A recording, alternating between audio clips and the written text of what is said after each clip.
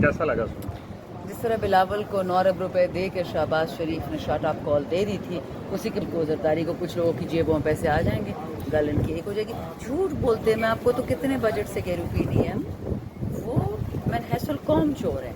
वो बेंचेस में शरीफ लोग हैं, पीपल में भी, नून में भी, और जो फ्रंट रो हैं ये दो ख़ानदान हैं। जब तक ये बराजमान है पाकिस्तान, टैक्सेशन, गुर्बत कुछ ठीक नहीं हो सकता। बाद में तो तनख्वाह बढ़ा, और ये सच है कि इमरान खान ने हमारे मिनिस्टर्स की भी तनख्वाहें काटी थी, और जितने भी प्रपोजल आए थे 2018 से लेके 2022 तक तनख्वाह बढ़ाने के, उनको सबको इमरान खान ने रद्द कर दिया था।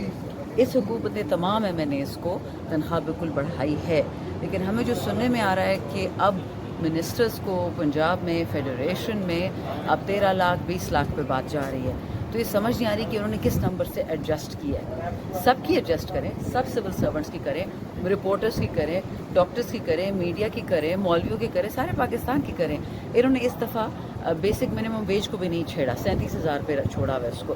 37,000 में कौन सा घराना चल सकता है मुझे बताएं। एक एलीट प्रैग्मेटिज्म है कि जब तक एक ख़ास तबके को पिसावा नहीं, अब तो हर किसी को पीस रहे हैं, पहले तो एक ख़ास तबका होता था, मुतवस्सित तबके को स्क्वीज़ कर रहे हैं। मुतवस्सित तबका क्या करता था? हज, उम्रा, शादी, स्कूल, अस्पताल, दवाई। अब तो उसका सोच भी नहीं सकता, हज उम्रा तो ख्वाब ही रह गया। और जो गरीब था वो तो उनकी फैक्ट्री में काम करता है, ये थाने भर दो, जेल भर दो उससे। ये याद रखें, ये जितने बजट पिछले 47 साल से आ रहे हैं नून के और पीपल के, इनकी एक ही गेम है, और वो ही गोरी चमड़ी की है कि उनको रेडी मेड। इस बजट में देखें ख्वाजा आसिफ को कितना पैसा मिला है? 250 अरब, यानी 2.5 ट्रिलियन। और तालीम और सेहत को कितना मिला है? 700 अरब। क्यों? क्या पाकिस्तानी कौम, पाकिस्तानी बच्चे तालीम और इल्म और सेहत के मुस्तहिक नहीं है? Game is in front of you.